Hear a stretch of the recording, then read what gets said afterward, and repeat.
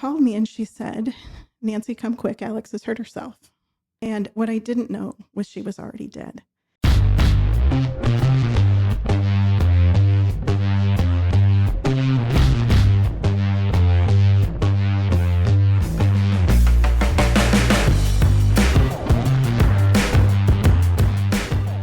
Well, thanks for being with us. Welcome to the show, Nancy. You have an incredible story, and I can't wait to get started.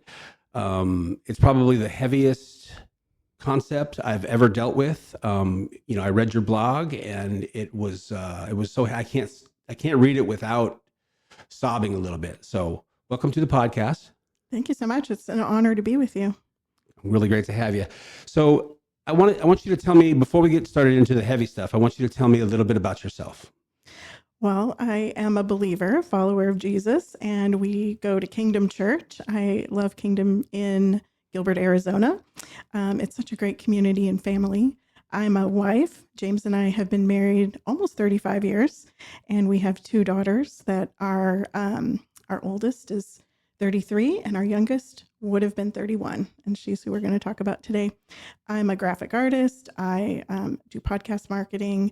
I homeschooled my kids through high school, and so the biggest area that I work in and serve in is in the homeschool community, encouraging and equipping parents to teach their children at home themselves. Oh, wow. I imagine you've had kind of a boom lately. There's so many more people choosing to homeschool these days, and it's exciting. My sister homeschooled her kids all the way through. They're all graduated now, but it's a gift. Yeah. They're remarkable people too. As a matter of fact, my niece is, she's part of a gymnastics team, and they tour the world. And they just recently, a couple months ago, they got to meet the president. That's incredible. Yeah. They just sent me a picture and said, wow, you're 20 years old and you get to meet the president. Very nice. Awesome. That's fantastic. Okay. So let's get started. Some of you may know a little bit about her story. If you don't mind, I just know that I've never met a human being that didn't like to hear the story of when they were born. Oh, interesting. I've never met someone who didn't want to hear their mother or father tell the story about the day they were born. So if you wouldn't mind getting us started in that way, would you tell us about the day Alex was born? Wow, that's a great question. So we were living in Minnesota. We were born and raised in Minnesota, and we moved here 26 years ago. And she was... So James had this whole plan. He wanted to wait 10 years before we had children. He was in college when we got married. And so he wanted to graduate, get a job, pay off his things. And we got pregnant with Olivia almost immediately and had her 11 months later. And then 20 months later, Alex was born. And there's a reason that we only have two children. He didn't want to watch me go through childbirth again. I wasn't a good baby deliverer, but I would have had 12. But it was such a sweet day. I still remember the feeling of them putting her little warm, wet body on my chest. Oh. And she was, from day one, the most calm, serene, easy baby. Even, 3, 4, 5 months old, she'd sit in the swing, and the swing didn't even have to be swinging. And she was very content to just watch the world. And did she show up right on time, or did she come when she was supposed to be delivered, or was she early, or was she late? I think she was about right on time. Yeah. And I had a C-section with my first daughter, so I didn't have to do that a second time, which was a gift because I had a 20-month-old at home. Oh. I didn't need to have surgery, but I just remember thinking how grateful I was to be able to have two, and that they were sisters, and they ended up being very best friends, which was sweet. Was she born in the morning, or was she born in the evening? 10 a.m. 10 a.m. So she lets you get a good night's sleep first. Oh, no. I was one of those that had an epidural, and they gave me the updated shot every 2 hours, and I got no relief until 8 a.m. And I had been in labor with her for 18 or 19 hours. And so that last 2 hours, then I was like, invite all the moms in, like everybody come say hello, because I was finally feeling good. And then, so it was a great last 2 hours before she was born. Oh, so she kept you up all night, and then she was born. Yes. Okay. That makes a little more sense. Okay, well, if you don't know by now, Nancy experienced probably the worst thing a human being could ever experience. I can't think of anything worse in life to have happen. And because she's an amazing human being, she turned to Jesus, and she turned it into a win and she is one of the most powerful people I've ever met. I didn't have any idea who I was talking to when I first met her, and after I read her story, I was blown away. So, if you wouldn't mind telling us a little bit about what happened, how it happened, and how you recovered using Jesus. Yeah. And so I don't know, where do you want to start in the story? It's your story. We'll hear what you want to tell us. Well, so Alex was the most, like I said, easygoing, sweet. Like, she was the one who was the champion of the underdog. In their teen years, she served. Both of my daughters served on the worship team in youth ministry. And if there was a kid sitting alone, she was the one to go find them and talk to them and befriend them. She was always, that was just her. And she was so generous, and she was really funny. She had a super dry sense of humor that sometimes you would be like, did she just say that? And she was tiny. I'm 4'9", and she was 5 foot even, 100 pounds soaking wet as a grown woman, so a tiny woman. But she packed a punch with some of her witty comments. And so we just had a normal childhood. We homeschooled our girls all the way through high school. Those were some of my favorite years. 14 best years of my life was with my girls and giving them an amazing education, but then opportunities to do lots of things. When Alex was 15, so a little context, because I'm in the homeschool world, James and I served on the board of directors for the statewide Christian nonprofit homeschool organization here in Arizona for 16 years. And part of that is going to this annual conference that changes locations for leaders from across North America.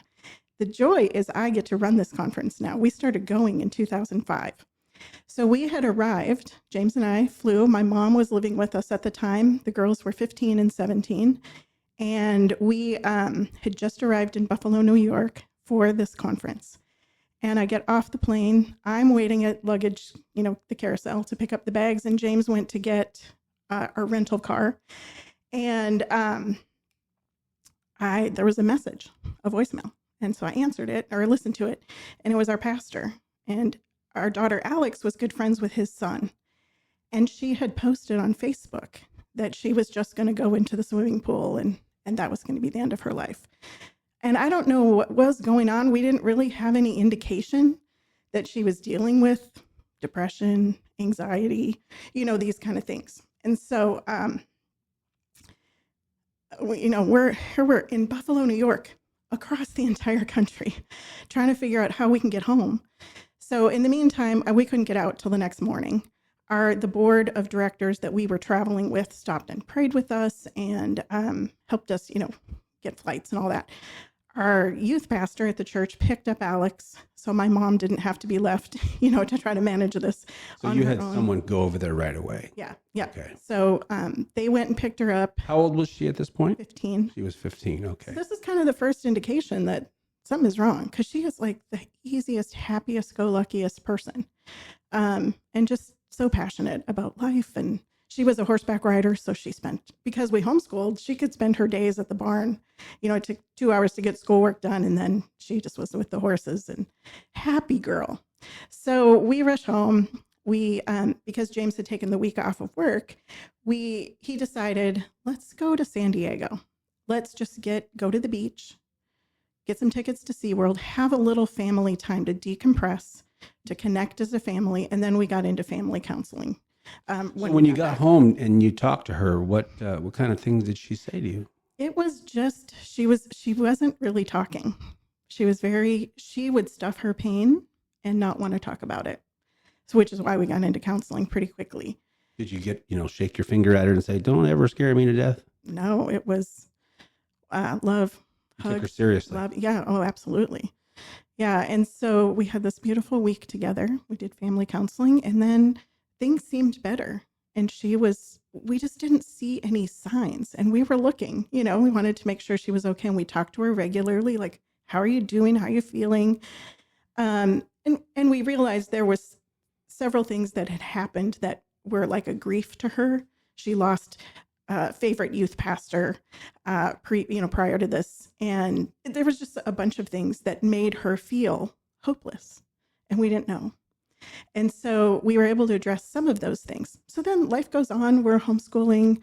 In high school, they both worked. They had internships and apprenticeships. And, she was busy doing her horseback riding and competing in tournaments and things like that. And just living life. She worked. They both worked in high school and things. So about age 20, 21, 22, somewhere in there, I've lost track of the years now. She came to me and said, I would like to see somebody. I'm struggling. I would like to talk to somebody. Well, before she asked for help, this was a sad part of the story. Our oldest daughter and her husband and their baby were living with us, and my mom was living with us. And so Olivia came to me at like midnight. One night, James was out of town. He had just flown to Poland for a week for work. And she goes, "Did you hear all of that?" And I'm like, "All of what?" I heard nothing. She goes, "Well, the police were just at the door." And I was like, "What's going on?" And she said, "Alex called the suicide hotline to say she was driving around with a gun in the car and she wanted to end her life." And I was like, "Wait, what?" So, I'm woken in the middle of the night. And then she didn't want to come home because I think she said she was afraid of being arrested. So she wasn't living with you at the time? She was not. She had moved out with a friend, and then had moved in with a boyfriend that we didn't really love. But, she was a grown up and we were just walking through that with her. But no, she wasn't living at home. And so the police had shown up at our door to make sure that she got home safe. And they were saying, "She's afraid of getting arrested. We're not going to arrest her. We just want to make sure she's safe." And so she came home and we called James. And it was like his Monday morning, 9 a.m. He's just starting this week in Poland with people he's just meeting. And we're like, "We need to talk to you." So we made Alex talk to Dad. And that was really hard for her because they were so close, that she knew that he would be upset, not with her, but for her, that she was struggling. And so then she asked to see someone, and we got her a Christian therapist that specializes in young women who struggle with suicidal thoughts. So that was in her early 20s, early 20s. And then I can't remember if there was one more incident, but so going back to the reason I mentioned that we served on the board of directors for the homeschool organization is because I ran the statewide homeschool convention for 8 years. And 1 week before the homeschool convention, now picture this, my house is the staging area for the convention. All of the boxes, all of the supplies, all the speaker gift bags, all of the signs, all of the tables with the name tags. I had volunteers coming to the house to help and so many things. And then, so I would work very late. My mom had died at this point, and so I had moved into her room on the main floor. She died about a year before. It was so sweet that my girls had that relationship with her and so much time with her because she lived with us. What year was that? 2000. My mom died in December of 15, and Alex died in 2017. So trauma upon trauma. If I do the math right, it's 2,907 days. You did the math? That's good math. I do not have those skills. So her grandma died. Her cat had died. She loved animals so much. She just had such a tender heart. Animals were sweet, dear to her. So I was working late.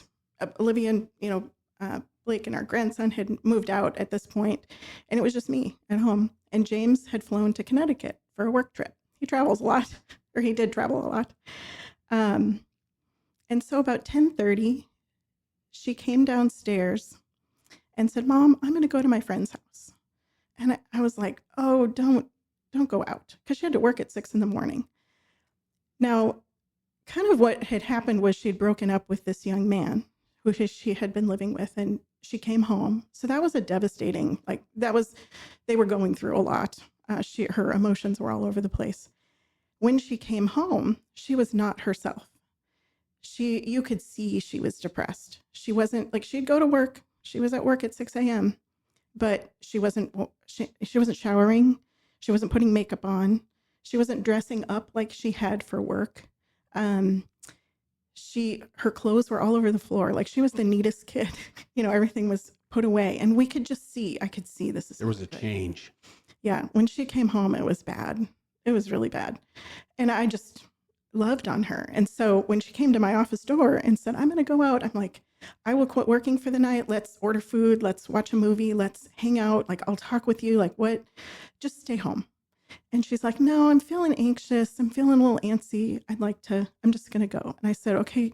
All she had was this tiny little bag. And I said, do you have clothes for the morning? Because you have to work. This was a Thursday night. And What kind of work did she do?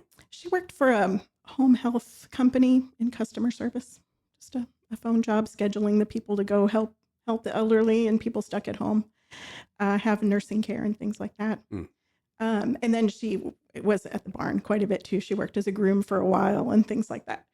And so I'm like, all right. So I gave her a hug, and I can still hear the words in her voice. I love you, Mama. And I just remember standing there by the front door, hugging her and then praying as she left. And so I gathered up I'm a paper and pen, graph paper note taker. Like, I like to make my to-do list. I use technology all the time, but I love my to-do list on a piece of graph paper. So I gathered up all the Post-it notes, all of my to-do lists left to do for this next week before the homeschool convention. And I went to the couch and I was rewriting my to-do list. So I knew what I had to do the next morning. And one of my co-board members that was serving with me, she was my speaker coordinator for the convention. She is a night owl. And so I had just been chatting with her before Alex came down. And so I'm just sitting on the couch working on my list. And I get this phone call from her ex-boyfriend's mom, who I had met. We had celebrated Alex's 21st birthday together with them. And just welcomed them into our family. And then so she called me and she said, Nancy, come quick. Alex has hurt herself. And I didn't know what that meant. It just shocked your entire system. I didn't know what to do with it. I was like, I don't know what this means. That seems very vague. Right. I'd be like, say more words now. I was not that clear. And so I thought, okay, well, what does this mean? Usually when there's an emergency, you're going to spend the night in the ER. So I should grab a book and a bottle of water. And I got myself together. And I didn't rush flying out the house. In a few minutes I was gone. And I didn't even know where they had lived, because this was at the apartment that she had lived in with him. And what I didn't know was she was already dead at that time. Hey there, and thanks for listening. If you're enjoying this story, be sure to hit that like, follow, or subscribe button so you can hear other amazing stories from other ordinary people, sharing how God has revealed his power, grace, and love in their everyday lives. If you know anyone who needs to hear this story, don't hesitate to share it. It could make all the difference to them. Back to the story. And what I didn't know was she was already dead at that time. But I'm so thankful that she didn't tell me that, because otherwise what would have happened is police would have come to my door and notified me. There was something very, I don't know, that helped me to be present where I didn't see her body. But so I drove over there, and it's like in a gated community, and I'm like, I have no idea where to go, how to get in there. So I call the mom back, and I'm like, is there a code? So she let me in, or told me the code. And then there's this row of, the big police SUVs. And then I will never forget seeing the red and blue lights bouncing off of all the buildings, all the apartment buildings. And so I pull up behind the last police car and get out. And all I could think to say was, I'm her mom, to the first police officer I saw. And, then I broke down, and they were so kind. I don't remember the news being delivered, like what the exact words were. But when the police officer, there was kind of this little low wall, and he had me sit down, and he said, I'm so sorry. And I think he said that she had died, but I don't remember the exact words. I just remember him saying, I'm so sorry. And I broke down by myself in the middle of the night. It's 11:15, 11:30 now at this point. And I had, on the drive over there, my friend Cindy, who I had just been talking to, I called her and I said, please pray. I got this call that said, Alex has hurt herself. Please come quick. And so they prayed with me on the phone while I drove, which was fantastic. I needed that prayer covering. And then I had to call James. He was in Connecticut on a work trip. It's the middle of the night. I think at that time of year, because it was June, it would have been 3 hours later. So it's, 2 o'clock, 2:30 in the morning. And again, I lacked I'm one of those persons, if I have to share a complaint or a criticism, I will do the Oreo thing where you say the nice thing and then you say what you got to say and then you say something nice. I had no nice words. I called him and let him wake up for a second. And I said, James, Alex is dead. And so, I've asked him since, what was that like for him? Because I could only experience it from my end, So meanwhile, It must have been the hardest phone call you've ever had to make. Well, coupled with the next morning, while I'm waiting for him to get home from Connecticut, I had to call all of our friends and family. I can still hear some of their cries in my head as they, just reacted to the news. So Olivia and Blake had come with the baby. I'm so thankful. Grandchildren are a blessing. Hartford was maybe 18 months at that time. And so I'm just sitting there sobbing in this parking lot, holding him. And it comforted me. He brought us so much joy during this season. 2-year-olds are hilarious. And so while Olivia was talking to the police officer, and she really wanted to see her sister, and they're like, no, you do not want to see your sister. And so she had killed herself in front of her ex-boyfriend in the parking lot and their neighbors. And it was bad. It was a bad scene. And so because it's a crime scene, the ME, came and they had to question me. And, it just was what it was. They were so kind. And so they handled it very professionally and very thoughtfully. And later that night, a police officer came to the house to bring her purse and things like that. So, yeah, that was awful. Then the police officer talked to James.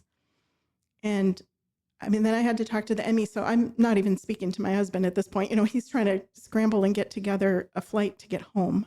Did you ever have a chance to speak to her ex-boyfriend? No. I gave him a hug at her memorial service. He came. I think he and his mom came. And, but I didn't speak to him. It must have been very hard for him as well. Very well, and he's not a believer. So, oh man, he witnessed her death. She shot herself in the head, which is a really gruesome way to go. So, just a really, really sad situation. And I have prayed for those young people because the neighbors were friends of theirs also were there and witnessed it. And the girl was so sweet. She said, I don't know if you know who I am. And I did know her name. But she said, I held Alex till the police came.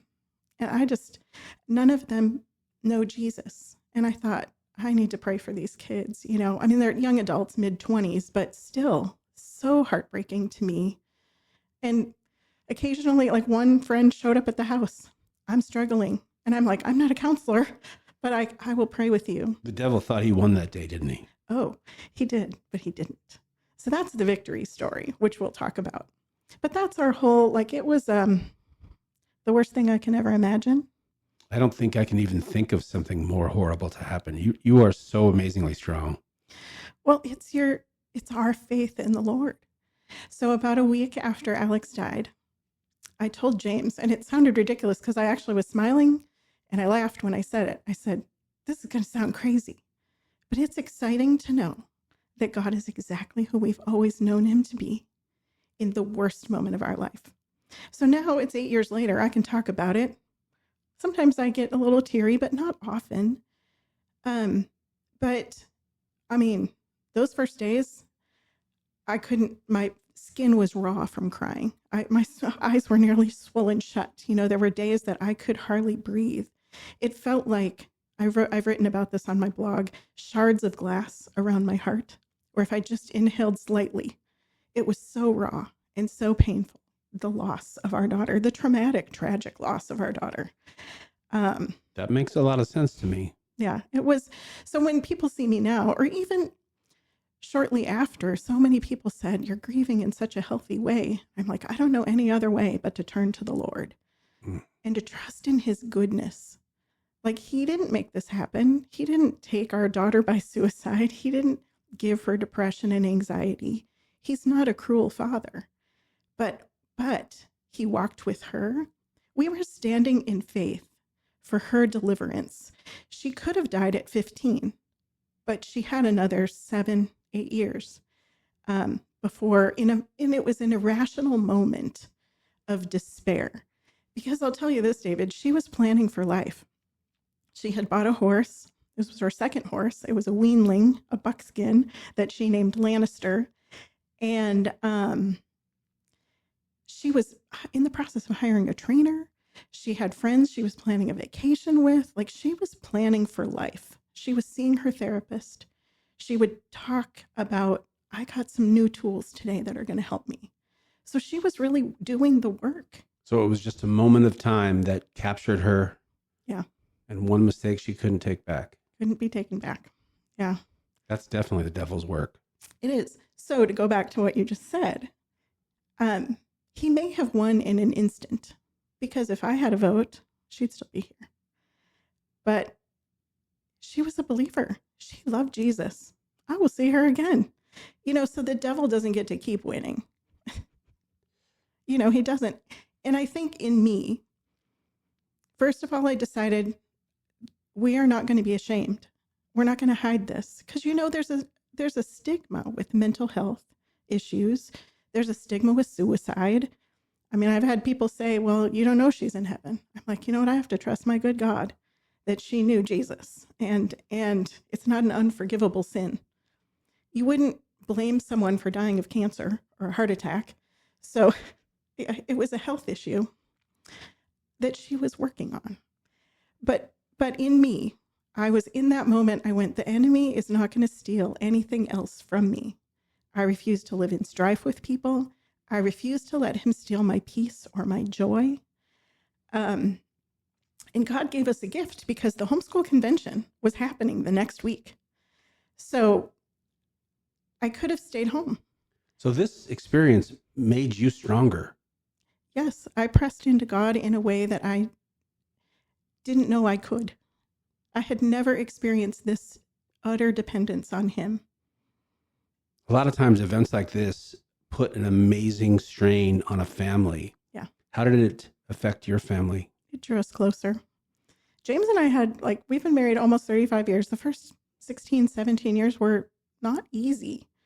Would you have to give God the credit for that? And yes, but now, we just made a choice. We are going to turn towards the Lord and turn towards each other. And we got closer with Olivia and her husband, Blake. And of course, our grandchildren are a joy to have. But we just decided the enemy's not going to destroy our marriage over this. God was not going to give him a win, was he? No. He took away everything he thought the devil thought he won. Yeah, and there's no victory there for him. There's a victory for us. We sit victorious. And so a week later, the homeschool convention was going on. 5,000 people are depending on me, 250 vendors, 40 speakers, and all the stuff is at my house. And so what was really precious to me too was, unbeknownst to me, when I called my friend Cindy in Tucson to say, Alex is dead, she got in the car and drove to my house, and she rallied the whole board. We were volunteers serving on this nonprofit board of directors, all Christians, and they came to my house and they spent the whole night with me until James could get home. And then when James got home, one of the couples came back and prayed with us. Wow. And we felt so loved and supported. But what the convention did for me was gave me something to focus on besides my pain. I had worked all year. It takes about 14 months to put this event together. And I'm always working on the next one, or was always working on the next one while serving on this year. But I could put my focus on, I have worked all year to put this event on to serve these people.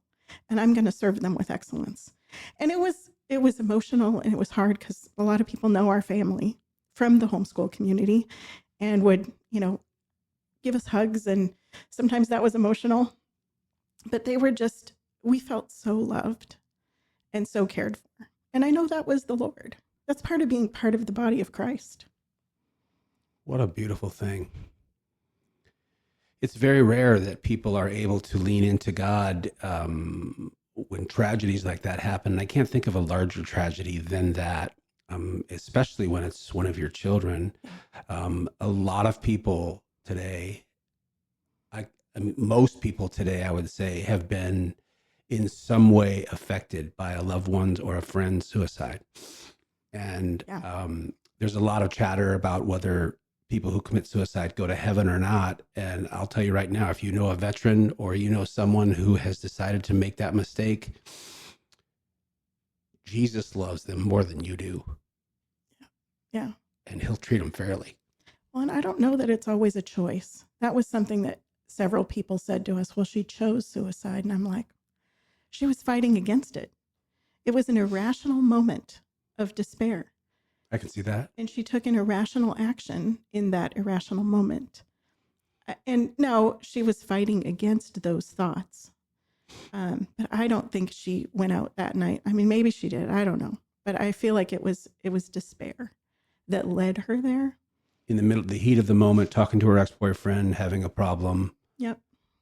Yeah. I mean, we've all made tiny mistakes that, I know that, if I could have just had that moment back. Yeah. And that's essentially all that really was, right? Was Yep. She just did the wrong thing and there's just no way back from that one. Nope. Yeah. But God. So here's where I always end. Here's where I always land. Is God is faithful and good. Like I said, I really believe this was not his will for her life. This wasn't his time for her to go. No way. We live in a fallen world. And even as believers, standing in faith, trusting his word, it's not always going to go the way we want it to go. But he is still faithful and good. Like we felt his presence in a way I cannot explain to you. So I have this friend who is a prayer warrior. Like when she prays, the word of God oozes out of her in buckets, waves and waterfalls. And about 10 days after Alex died, after the homeschool convention had ended, I was standing in the kitchen. I don't know where James was, but it was just me in the house, and I couldn't stop crying. I couldn't get myself together. And not that I was trying.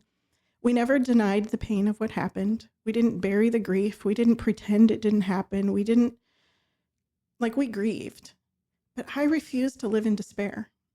But in that moment, I could not do anything but cry. And so I called my friend Christina and I said, could you just pray the word over me? Because, everybody means well. And I say the wrong things too when people are hurting. But I had enough of people trying to reason it out and give me their opinions. And their kind, like Bible verses and things like that were very sweet. We felt loved. But I needed the word of God. And I was too broken. Well, not broken, because I never was broken. And I have a moment about that. But I was too grieving. The grief was so heavy. I couldn't even open my Bible at that point. And so I called Christine. I said, could you just pray? Just pray. And she prayed for like 25 minutes, just speaking life over me, reminding me I was a good mom. Alex was well loved, and speaking the word. And so when she was done praying, it was like a physical presence of peace in our home, like a blanket. And I laughed and I said, Christina, it's so weird. Like there's this physical presence of peace in our home. And she said, well, Nancy, that's Jesus. He himself is your peace. And so, he wasn't kidding about that part. No, he was not. And so I've experienced God in a way that I don't know that I could have if we hadn't gone through this tragedy. But so someone took my post. Like I said, we were very transparent and open. I wasn't going to hide it. There's no shame. There's no shame in this. I think people feel shame and they have to hide it, but I just refused. And I had posted a day or two after she died, and a friend of mine reshared it, a person that I know, and said, please pray for our friends, the Manoses. They are brokenhearted. And something in me went, I don't want to be brokenhearted. My heart can be broken right now in this moment. I can be grieving, but I will not live as a brokenhearted person. So that was kind of our response. That was my response. I got mad at the devil. I'm like, nope, I'm going to keep my joy. I'm going to love others well. I'm going to serve with excellence. What are you, 4'9"? I'm 4'9". And you just dug your little heels in? You're a powerful woman. The feistiness in me came out, and it has never left. The devil had no idea what he was getting involved with when he thought you were just a tiny little, meek little. No pushover for the enemy. That's fantastic. So do you have any advice for people who are going through the nightmare that you went through? Do you have anything that you can share? I know that anytime someone loses someone like that, there's really nothing you can say. There's nothing to be said. But maybe there's some advice about how you coped with it that you could share. Well, I think having a community, our pastors at Kingdom Church, we've known them for all those years, and they came with the lead pastors at the church we were at, and they came and prayed with us, and we had community rally around us. We had good relationships. The word of God that we had planted in our heart all those years was there for us. I think being honest about what you need, like the homeschool convention was happening a week later. I had to put out the word, I need volunteers to come to my house. And I couldn't even manage what they were doing. I'm like, name tags need to be sorted, whatever. I don't even know how you did that. That was the Lord. But it was this amazing group of people. So I think being connected and not retreating. Sometimes you need to retreat a little bit because people can, they want to love you. And it can be a lot in the moment of grief. I would say one of the things that was the most helpful to us was the people that texted. Just a text. I didn't need much more, but just we're thinking about you and we love you. Not just the weeks that followed, but the months and the years later, because everybody goes back to life, which they should after something tragic happens, but you're left in your pain. That's when the real stuff sets in. Yeah. The middle of the night, I can't sleep. I can't stop crying. I can't, whatever. One thing that really helped me was I refused to do the what if game. I wasn't going to, if only I had done X, Y, Z. So as soon as that came up, you just put the kibosh on that. I had nope, to. I'm not doing that. I would end up in a home for the bewildered if I had allowed that, because I know how my natural inclination is. That's good advice. To stay away from that game. Take those thoughts captive. That's what the Bible says. Take every thought captive. That's the devil baiting the hook, isn't it? Mm-hmm. Yeah. So I think just take it to God. He can handle, if you're mad. I never was mad at the Lord because it wasn't him that did this. But if you are angry with the Lord for something, he can handle it. Tell him. He has big shoulders. He can handle it. He will not be offended with you. He will love you through it. It's like a 2-year-old when they're mad at you. You can handle it. Yeah. Go ahead. So let me ask you this. Do you think you could have made it through this if you didn't know the Lord? I can't imagine going through regular life without the Lord, let alone something as traumatic as this. I don't know how we would have made it, truly, if we didn't have, if I couldn't picture, first of all, my daughter is free and healed and whole and restored. I don't know if there's animals in heaven, but I think she's riding a horse. I can picture her like that instead of how her life ended, because the reality is her life is so much more than how it ended. Sure. And this is part of our story, but it isn't the whole story, And so I just think, I don't know. I don't know. I could not imagine not having the Lord to press in, but picturing him walking alongside us. Because, people say, well, God allowed that to happen. It's an annoying thought. It irritates fundamentally misunderstanding about how it is. Right. I think it was not his desire, and he did everything but in his sovereignty, he gives us free will. In his sovereignty, he gives us free will to choose things, and we live in a fallen world. And so I could never do anything but turn to him and imagine and picture him walking with us, grieving with us, comforting us, and just walking alongside us. He is faithful and good. That's beautiful. Well, Nancy, I really appreciate you coming on. That's a very, very, very heavy topic, and I'm sure a lot of people don't like to talk about it. They don't like to hear other people's opinions about it. You're in probably one of the most difficult clubs. Yeah, I don't want to be in this club if I could vote. I mean, I empathize with the other mothers and parents, but I don't. Every child is different, and when you lose one, it's unique to you, and just knowing someone else that's gone through the same thing doesn't necessarily fix or even help, because your child is specific to you. But I do appreciate you talking about it openly. That's got to be very hard for you.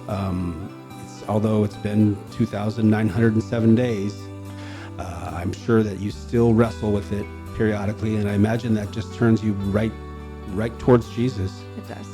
That's the beautiful thing about walking on this earth right now, is we have that option with every terrible thing. He says, it's not going to be easy, but I'll come with you. Yeah, that's right. So thank you so much for coming on. Thank you for having me. I hope it's an encouragement. We can have hope in this messy, sometimes really horrific situations we walk through in this life. We can have hope. We can have peace. And I just want others, if you're struggling, or you know somebody who's struggling, like, there's no shame in getting help. Don't be ashamed, because that's the enemy he wants. And I'm thankful for the opportunity to share her story. She was a remarkable person.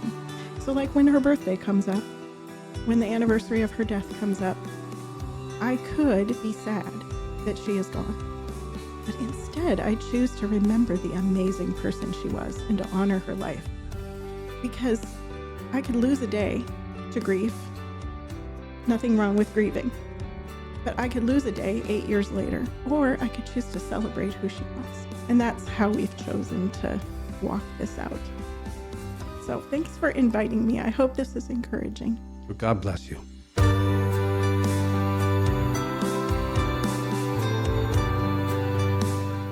Hey there, and thanks for listening. If you're enjoying this story, be sure to hit that like, follow, or subscribe button so you can hear other amazing stories from other ordinary people, sharing how God has revealed his power, grace, and love in their everyday lives. If you know anyone who needs to hear this story, don't hesitate to share it. It could make all the difference to them.